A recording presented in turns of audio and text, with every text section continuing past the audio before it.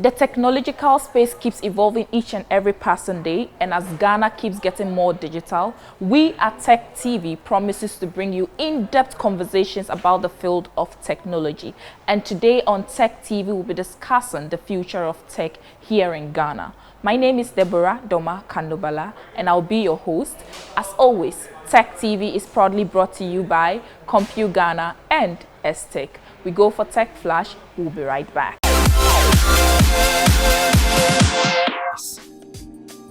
Redroid Kangaroo. How would you like a robot that could be both your personal assistant and vehicle? Yes, technology has already reached such a level. This handsome fellow called Kangaroo has been invented in Japan. It usually acts as an assistant, drives around the shopping center next to its owner, and can, for example, call someone from the contact list. And of course, it's ready at any moment to turn into an unusual three-wheeled bike. The Kangaroo can drive itself to any place, change the tilt of its body during sharp turns, and even take care of safety all by itself. The smart stop function automatically applies the brakes in emergency situations.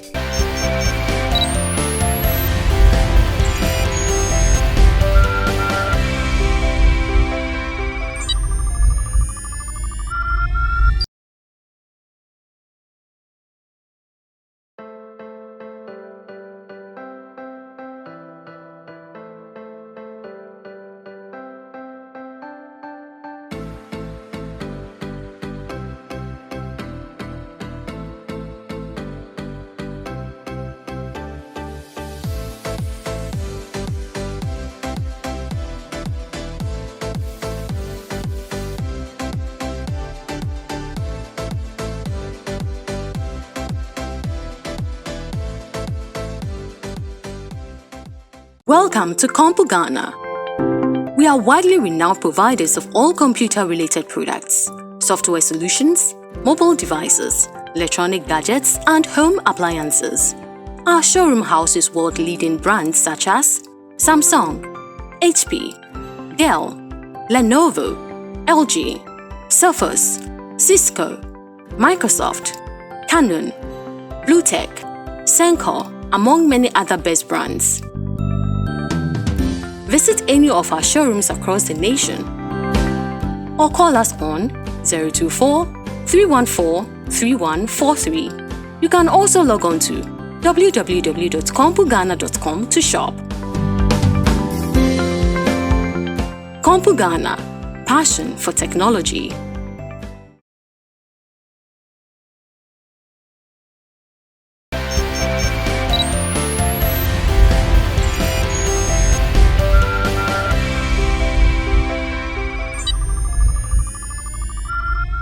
Welcome back from the break.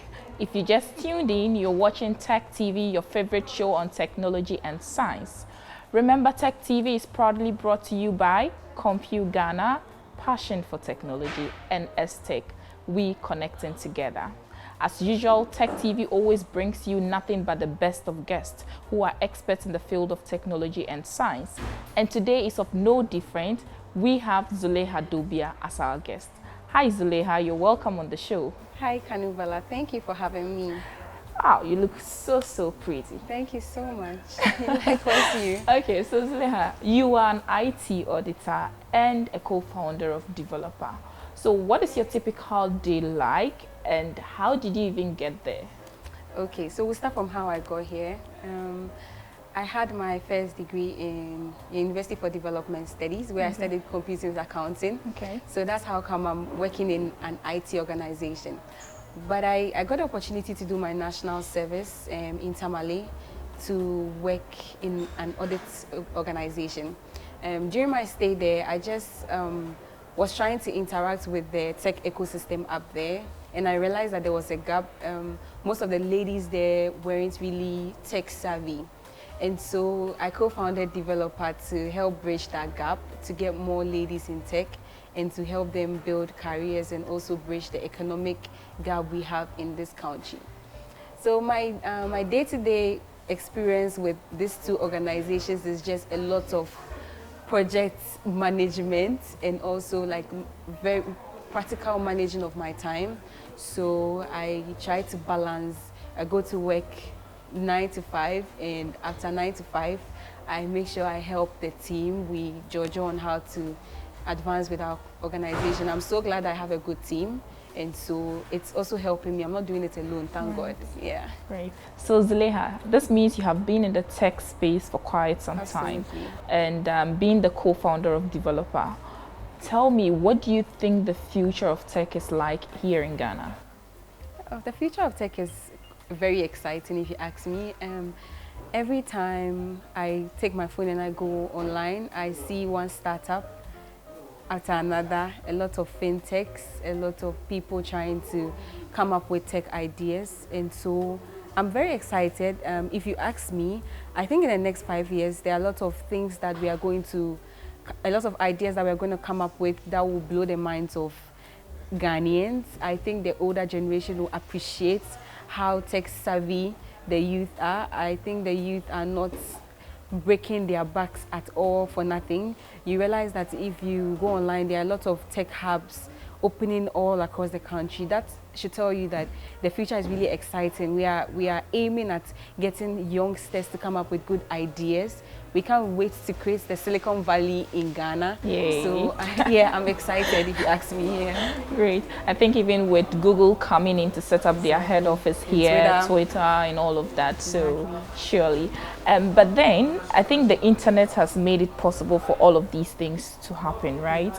So I am of the view that the internet probably is causing harm to some extent as well. Others are also of the view that it brings in some good, given the fact that people are able to communicate with their families far away from them and all of that. What is your view about this? Do you think the internet is causing more harm or is causing more good to us? I'm actually excited we have the internet, because I cannot imagine not being able to study online, stream Netflix. So if you ask me, yes, the internet is the best thing that ever happened in the 21st century. Yes, it has given opportunity for people to actually do bad stuff like fraud, hacking, but we have to look at always the good side of everything. Everything might have a good side, pros and cons, but what is more beneficial? You realize that I'm talking to you, people are looking at us or watching us through YouTube. Some would watch us via the TV. Some might just see a short video on WhatsApp and be intrigued about what we are doing. So the internet just gives us a lot of opportunity to grow as individuals and as a country and economically. And so if you ask me, I root for the internet every time. There should not be a point where people don't have access to the internet, because anybody that's outside the internet, you realize that the person might not be open-minded, the person might not grow. I mean, there are a lot of people that are coming up with social interventions that are improving the lives of people. We have people who are joining the Me Too's, Black Lives Matter, and all that. It's creating an avenue for people to actually solve problems. So we shouldn't look at the little disadvantages that some people want to use to like turn down the glory that the internet is bringing us. So I root for the internet every time. I think it's the best thing that happened to humanity in this 21st century. Okay, so despite the whole fraud that is going on with the use of the internet, you still do agree that the internet is causing more good to us than harm, right? Yes, I agree. But are there other measures you think that government, individuals and organizations can put in place to at least help mitigate some of the bad or harms that the internet can cause us, especially fraud, which I think it's really affecting most people? I always say that people who indulge in fraud are very smart, and so we need to encourage them to divert those skills to something better. I mean, they can start companies, because if you are able to go through this whole process of actually convincing somebody to send you money. And who is going to fund the startup of those organizations? The government? They're able to convince people to give them money for imaginary projects. You think these people cannot actually pitch? They will do marvelously well, if you ask me. So yeah, we need to just try and let them know that quick money is not the way, and so they need to really build capacity and outsource for like legitimate ways of making money to help the economy, because in the long run, yes, you spend money now, but eventually where do you end up? Yeah, so yeah. Right, that's really true. So moving away from this, I want to go back to your starting of developer. Yeah. You mentioned that it's targeting women, right? Yes, it is. So there is this mentality, or will I say conception, that people hold that women are just not made for tech. Yeah. And is this true, or is just a fallacy? Yeah, women are not made for tech. Wow, really? And you're in tech? Exactly. So I always say that if you don't give somebody the opportunity to prove to you that they can do something, you'd always have the mindset that the person cannot. You're obviously projecting your insecurities or what you think on women. In my experience with developer, having conversations with women, trying to mentor them to pick up careers in tech, you realize that they're already filled with this notion that they can't. And so when somebody is born and bred thinking that the person cannot do something, eventually it becomes reality. But for the good of people and for the good of the girls that are coming up, we have also mentors that are out there that are showcasing that, look, it's not about your gender. It's not about your biological makeup. It's about you putting your mind to actually do something and you persevere through it, regardless of the career you find yourself. We have women who are in the Olympics raising medals. If they can actually defy their biological makeup, what shows that you can't use your brain to actually dive into a career in tech? The woman who came up with Wi-Fi the person who came up with Wi-Fi was a woman. Her name has eluded me, but that should tell you that the first programmer was actually a woman. Yes, right. That should tell you, if you watch Hidden Figures, right. These are awesome and good practical examples to tell you that it's not about the gender. It's because we keep on feeding women with ideologies that they can't actually do it, stereotypes and everything. Yes, if you think about it, maybe in the long run, a woman cannot persevere in tech because maybe she might get married and the time she needs to maybe do active coding, she would rather use to take care of the family. But that's actually based on choice when she gets there.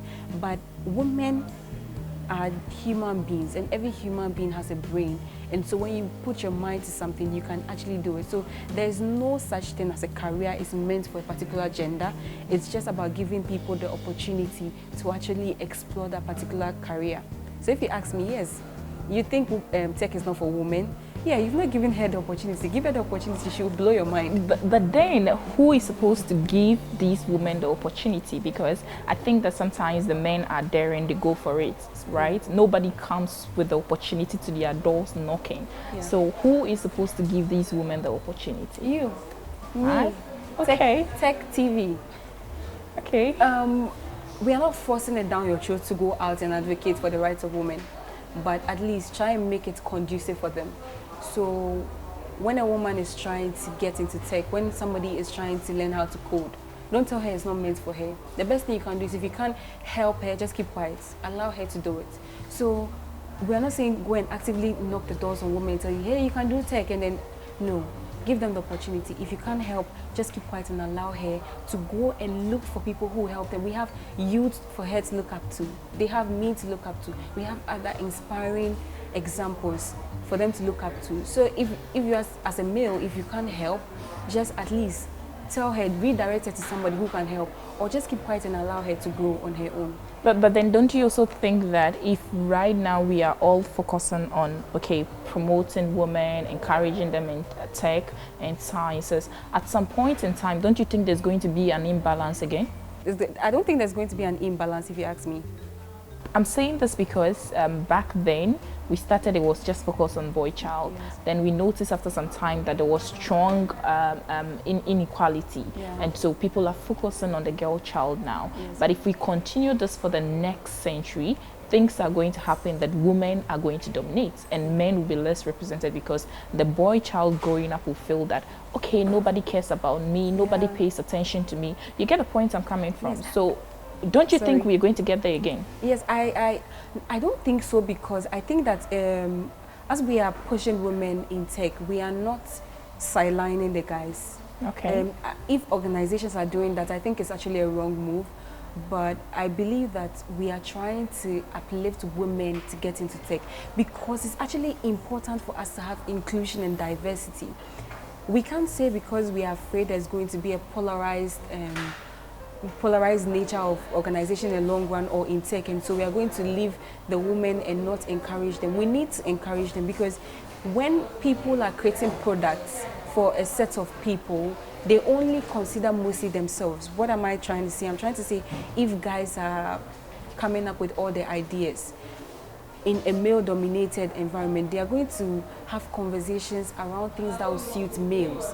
But if we have women in those meetings or having those discussions with them, at least you realize that there is a female input, there's diversity in the products that will come out. We'll come up with products that actually support or are useful to the female gender.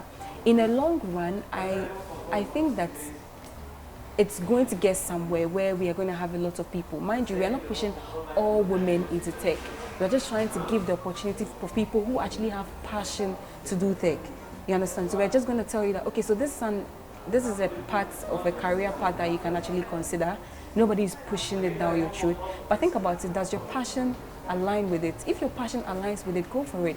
If in a long run, we have a polarized system where a lot of girls they are passionate about what they are doing in tech, and nobody is telling the guys that they can't do it, then that's fine. When you look at the health sector, you have a lot of women being nurses, and it's not that men think that they are not good as nurses, is that they actually don't have passion to do a job as nurses. So in the long run, if we have a polarized system where there are a lot of women in tech and they are passionate about it, that's a way to go. And even if we have few men in and they are passionate about it, that's fine. In the long run, we just want to give people the opportunities to understand that, look, everybody can actually do something that you set your mind to. Don't think it's not for you, but you understand, okay, so this is something I can actually do, but maybe I choose not to do it. Right. That's what we are talking about. Okay, yeah. So Zuleiha says that if your passion is there, go for it, right? Okay, so I just want you to give your final word. So what would be your final word to the boy or the girl out there who probably isn't sure whether tech is for them and they still have a hard time deciding? What would be your final words to such people? And mind you, I think here in Ghana, there are a lot of young people coming up with innovative ideas with regards to tech. Talk about the solar taxi and others. So what would be your final word to people or individuals like these? Okay, so read wide. The tech industry is continuously growing. If you don't read wide, you might just end up in something that is maybe would be over in the next 5 to 10 years. And so I always believe that you should read wide and try and investigate about what you want to venture into tech. There are so many opportunities in there. People think that tech is all about coding. No, we have the non-technical aspect of tech. We have digital skills marketing. If you are very good with graphics and also coordinating people, digital marketing would help you help businesses their brand on social media. There is a vast opportunity for everybody in tech, whether you are a male or female. The best thing you need to do is understand that these are my expertise and these are my skill sets. Okay, so this particular part of tech is what I can actually do more. This is what I can actually contribute more in. And just be rest assured that, look, nobody started tech and was the best. At every particular point in time, you build on your set skill, you build on your knowledge, and then you would improve. Okay, Yeah. Great. It was really a great pleasure having you on the show, Zuleiha, and I think I enjoyed the conversation so much. Thank you so much for having me. This is actually a great platform. I'm looking out to having a lot of mentors I can learn from. Yeah, we hope so. So viewers, if you're wondering what products I have on my table today, these are products all from Estech. They have both MiFi and routers, and these can be used on any network at all at any part of the world. You can walk into any of the Franco trading showrooms nationwide to have one. We'll go for a quick break. We'll be right back.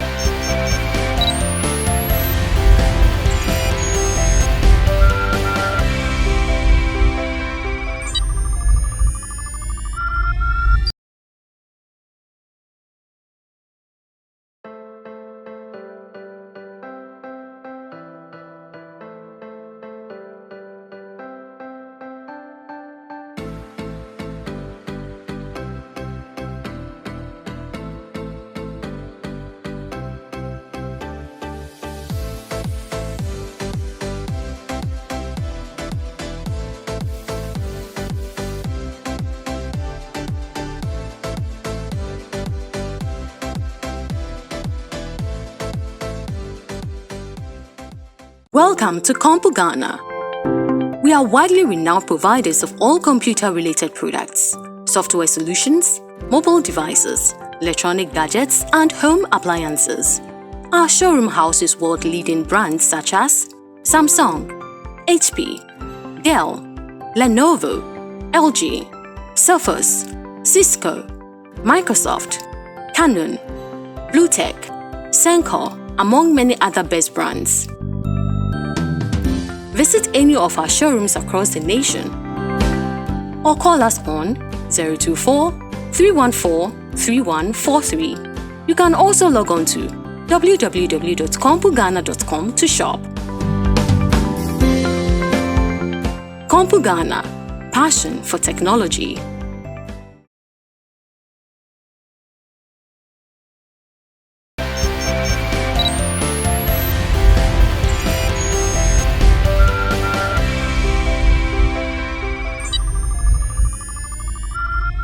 Welcome back from the break.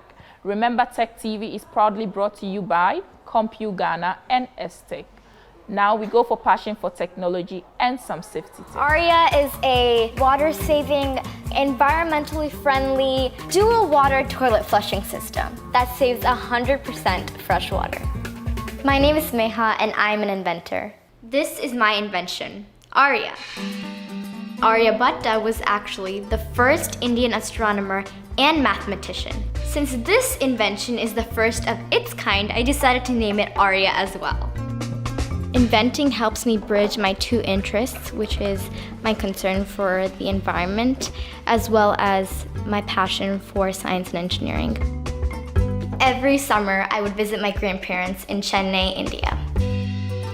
This summer, they experienced a water shortage. They only had enough water to drink and to cook. When this happened to my grandparents, I realized how close it hit to home. Unless we make minor changes in the way we use water, we may have to make huge compromises in the future. I wanted to find a way where I can save water at home. Nearly 30% of the water that you use in your entire house is used just in toilets.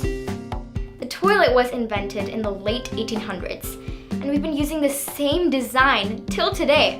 There are two main parts to a toilet, the bowl and the toilet tank. Let's look inside a typical toilet tank to see how it works. When you flush the toilet, this flapper gets pulled up, which will drain all the water in the tank and wash away the contents of the toilet bowl. And once you close the flapper, the water will flow from this tube. This float will come up, the valve will close, which will stop the fresh water from flowing into the tank. And then the toilet is ready to be flushed again. The toilet has been around for over 100 years, and my invention improved the previous invention. This is my invention, Arya. The main part of Arya is a mini tank inside the main tank of a toilet. This improvement allows a regular toilet to use two sources of water, fresh water and most importantly, gray water, which is recycled water. Gray water is the water that goes down the drain.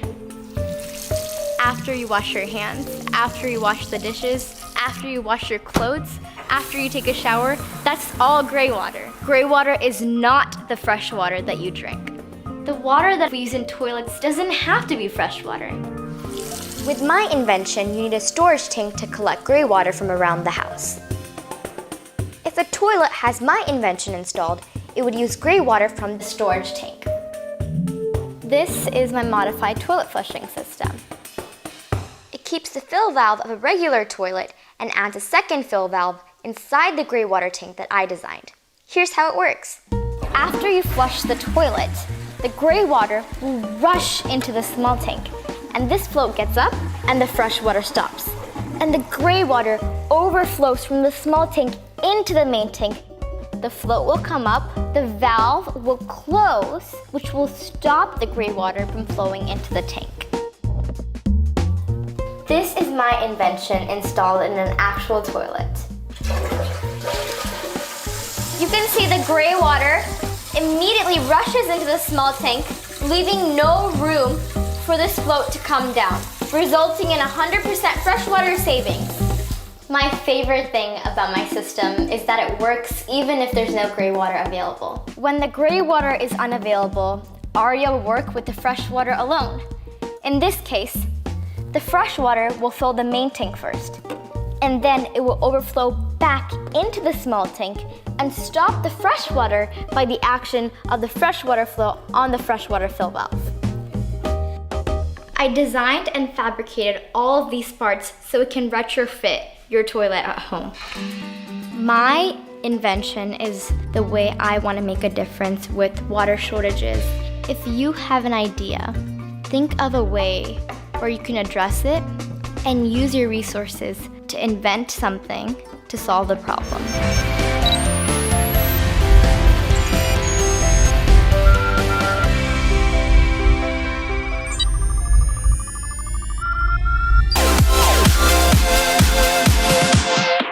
Here are some ways to stay safe on your mobile. Mobiles are great. They're like little computers that fit in your pocket. They let you do just about everything you do on your computer. Plus, you get some useful apps to make mobile surfing more fun. But there are dangers too. Your mobile can be lost or stolen, and your data and information could end up in the hands of cyber criminal, or someone else will do something nasty with it. Also, phishing scams happen on mobile. Cyber criminals are out there eager to access your device through public Wi-Fi networks and your Bluetooth connection. Some of your app can help cyber crooks get your contact calendars and even your GPS location. Fortunately, it's just easy to protect yourself by doing some easy things. 1. Use your auto lock so that your mobile locks at a period of not using it, and set a tough password to keep strangers out, and don't share your password with anyone. 2. Be careful when downloading apps. It's a great idea to check the rating and reviews of the app before you download it. Also, be cautious of the information the app asks you to share. 3. Think before you click. It's always a great advice, especially when you are on your mobile when the screen is so small. So, take a good look. Watch out for the phishing scams and suspicious image. 4.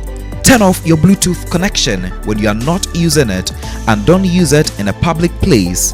Your Bluetooth is one of those doors that cyber criminals like to sneak in through, so shut it in their faces. 5. Act on security update notifications from the service provider and update your phone. Cyber culture are always up the latest scamming techniques. Make sure your mobile has the latest defenses. That was passion for technology and some safety tips. Remember, Tech TV was made possible by Compu Ghana and STech. And if you are an innovative inventor out there and would want to showcase your product, kindly reach out to us via our social media platforms, and we'll be happy to have you on the show. As usual, it has been a pleasure coming your way. I have been your host, Deborah Doma Kanubala. See you same time next week. It's bye-bye for now.